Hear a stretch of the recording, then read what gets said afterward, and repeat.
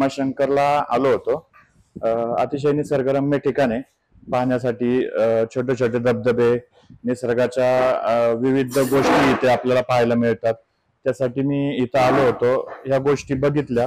पण सरकारने जे आता बंदी स्वरूपात हे केलेलं आहे, तर त्याबद्दल माझं वैयक्तिक मत असं आहे की बंदी ही नाही लावली पाहिजे। तिथं काहीतरी प्रिकॉशन लावले पाहिजेत, नियम लावले पाहिजेत, तिथे काही गव्हर्नमेंटची लोक नेमली पाहिजेत, धबधब्यांच्या शेजारी सेफ्टी ठेवली पाहिजे, तिथे बोर्ड्स लावले पाहिजेत, जेणेकरून लोक काळजी घेतील। परंतु पूर्ण बंदी नाही लावली पाहिजे, त्याच्यामुळे इथला स्थानिक जो रोजगार आहे तो बंद होणार आहे।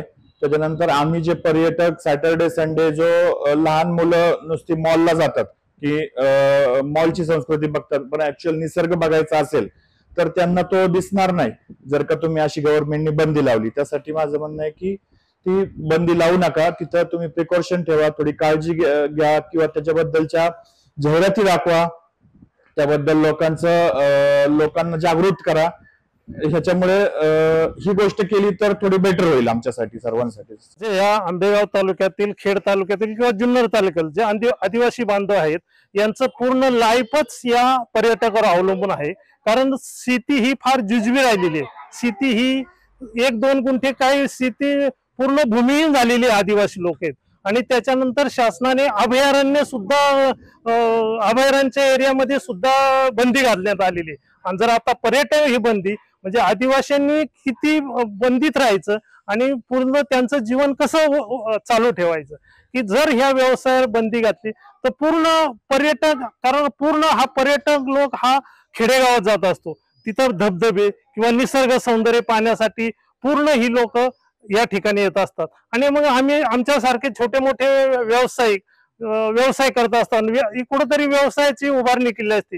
कुठलाही रोजगार या ठिकाणी पूर्वी नव्हता, पण आता हा व्यवसायाला सुरुवात झाल्यामुळं आणि जर शासनाने याच्यावर बंदी घातली तर पूर्ण हा डोंगराळ भाग किंवा महाराष्ट्रामधला खेडेगावातला भाग हा पूर्णपणे याच्यापासून वंचित होईल, भुके मरेल। भीमाशंकर परिसरात कुठून लोक येतात? भीमाशंकर परिसरामध्ये जास्तीत गुजरात राज्य, कर्नाटक राज्य, केरळ राज्य आणि महाराष्ट्र या राज्यातून खूप, आणि वीकेंडला खूप या ठिकाणी गर्दी असते। आणि त्यांना हा आदिवासी मजूर किंवा आदिवासी हा लोक त्यांना हे जुजबी खाद्य देण्याचा प्रयत्न करत असतात। हे खूप लांबून या ठिकाणी, आता मी हा हॉटेल व्यवसाय सुरू केलाय, या ठिकाणी आम्ही पुणा बेकरी सारखे किंवा पुण्याचे लक्ष्मीनारायण चिवड्यासारखे असे दूरचे मटेरियल आणून या ठिकाणी आम्हाला त्यांना ती टेस्ट द्यायची असते।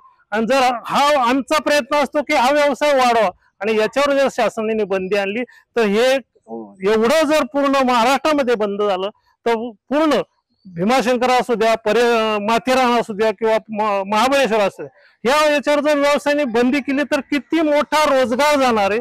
त्याच्यातला महाराष्ट्राचा जो कर मिळणार आहे तो बंद होणार आहे, आणि याला सामोरं जाताना ह्या खूप अडचणी येणार आहे शासनाला। तर याच्यासाठी एक पर्याय असा आहे की ज्या ठिकाणी पर्यटन स्थळ आहेत खेडेगावामध्ये किंवा जे निसर्ग पॉइंट आहे, तिथं एक असे जीवरक्षक नेमावेत किंवा स्वयंभू जे जीवरक्षक नाही, तर जर जीवरक्षक नेमले तर ती कल्पना देऊ शकतात। उदाहरण झालं का लोणावळ्याची 2 दिवसापूर्वी घटना झाली।